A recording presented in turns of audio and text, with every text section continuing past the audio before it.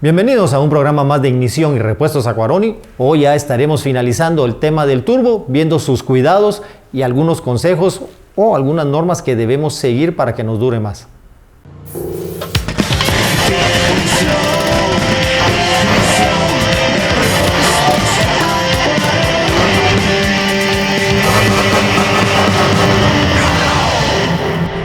Bueno, como vimos en programas anteriores, el turbo pues genera muchas ventajas. Potencia, economía de combustible, no importa la altitud, muchas cosas. Pero también por la temperatura a la que trabaja, porque acá, incluso en algunos vehículos, cuando se les exige mucho, se puede ver que el turbo pues se pone, pues digámoslo así, colorado de la temperatura que llega. También el turbo en cierto aspecto necesita algunos cuidados.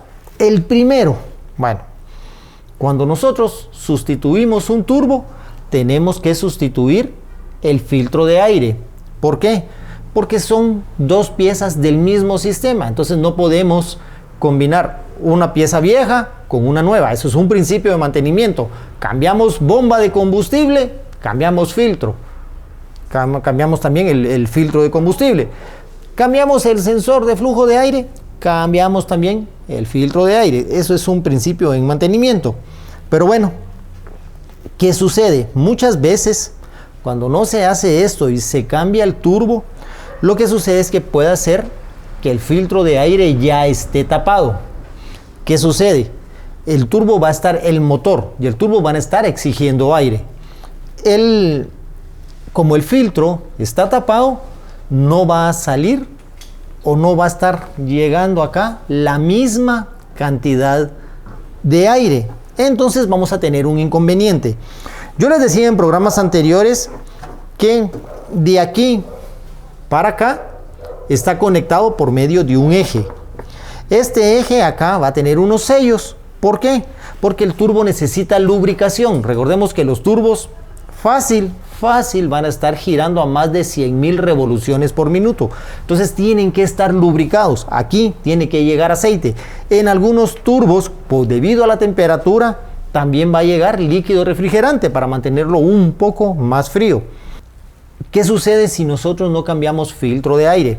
Muy probablemente lo que sucede es que el motor va a estar succionando aire. Si aquí el filtro está tapado, el motor, el turbo no va a enviar mucho aire porque el filtro no va a permitir un ingreso de aire correcto o el volumen de aire que se necesita.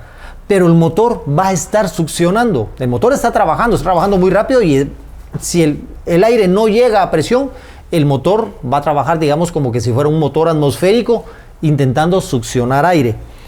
¿Cuál es el problema? Que los sellos que están acá son unos anillitos muy delgados, que esta succión los puede vencer.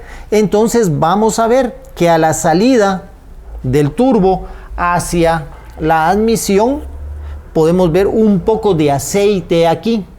Ese aceite es porque la succión del motor está venciendo el sello que tenemos acá y el aceite que está lubricando al turbo se empieza a pasar hacia la admisión.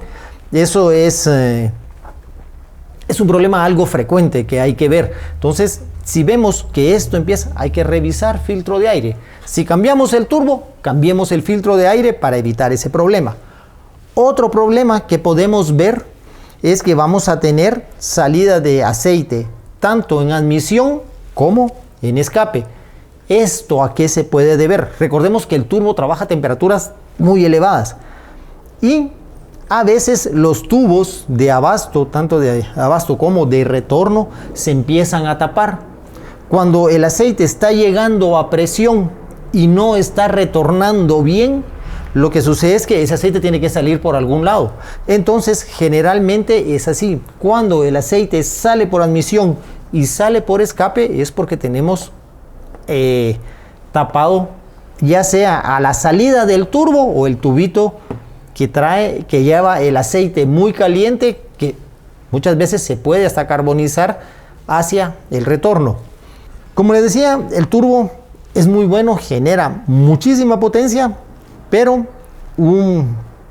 digamos, este vehículo, yo lo conduzco, no importa cuánto, pero yo empiezo, en este caso, este carro a las 1200 revoluciones ya empieza a cargar el turbo, ya empieza a girar muy rápido, ya empieza a generar una presión.